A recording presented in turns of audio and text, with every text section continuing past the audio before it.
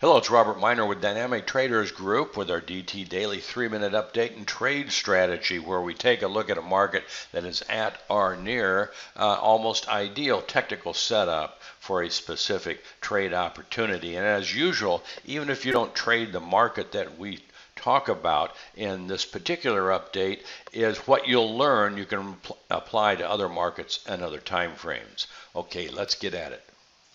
We're going to take a look at soybeans and particularly the targets over the next few days on the upside as soybeans continue to advance as anticipated. If you don't trade soybeans, and I know most of the viewers trade primarily the financial markets, still this will be educational for you because this just bars on a chart and it shows how we identify price and time targets in a market that has a particular pattern.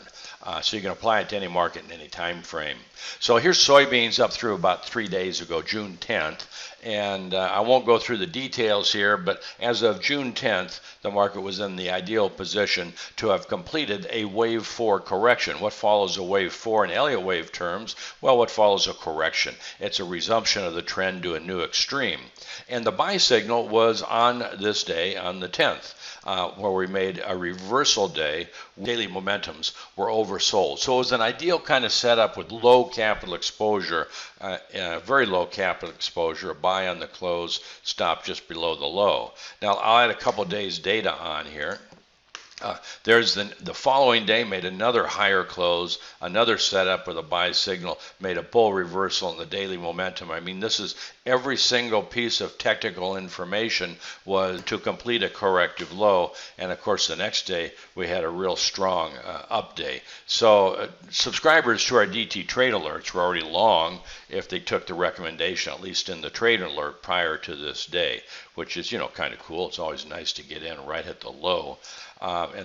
Now the momentums are bullish. They're not overbought. Here's today, as of Thursday mid-morning. Again, we're up a few more points, a few more cents today as well. And the daily momentums are not overbought yet, so we should have 2 or 3 more days sideways to up. Well, let's take a look at where is the market likely to go. If indeed, this is in Elliott terms of 1, 2, 3, and 4, there's some real typical price relationships for the end of a wave 5 that markets typically reach. The first is 127, 126 external retracements of the wave 4. Now we can see the wave 4. You see the wave 4 was what we call an irregular ABC. The wave B popped up just a point or two above the wave 3 high. So it's kind of irrelevant whether you make that external retracement from the wave B high or the wave 3 high because they're so close. But here's 127, 162% external retracement. These external retracements are only used in a final section of a trend, whether it's a wave 5 or it's in a diagonal, ending diagonal, or a wave C, something along those lines. So we have a fairly broad range. 904 to 920 is the typical end of wave 5 target.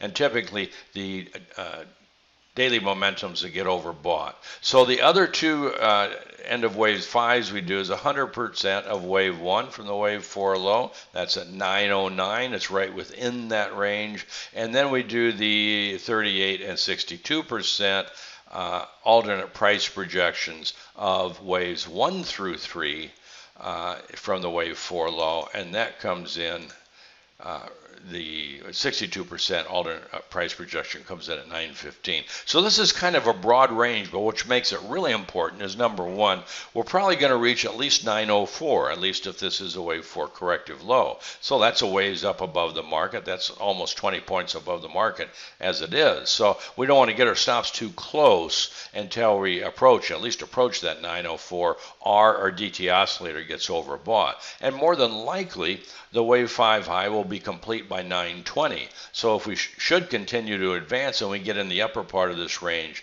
then we'd be trailing our stops daily very close to the market. So that's how we do a wave 5 target zone. And that's when we have clearly distinct waves 1 through 4. I'll clean this up a little bit. On our charts, and that all fits in correctly. Then we also want to put in our resistance channel line. We connect 2 to 4, project a parallel line from wave 3, and that's a typical end of wave 5 target. So that's, this target range will be a little bit below that over the next couple of days. I'll do one more thing here, and that's take a look at a time target that we've got. We'll do it from the high, not from the wave 3 high, but the price high. That would be what would be our cycle high.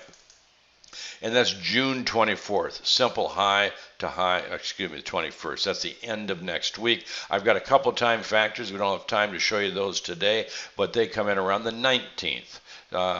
So that would be around Wednesday. So Tuesday, Wednesday, more than likely, the market's going to be sideways up. Let's just say into Tuesday, another 3 trading days. This is our target zone, and where we're going to want to trail our stops to protect the open profits. That's it for today. Take care.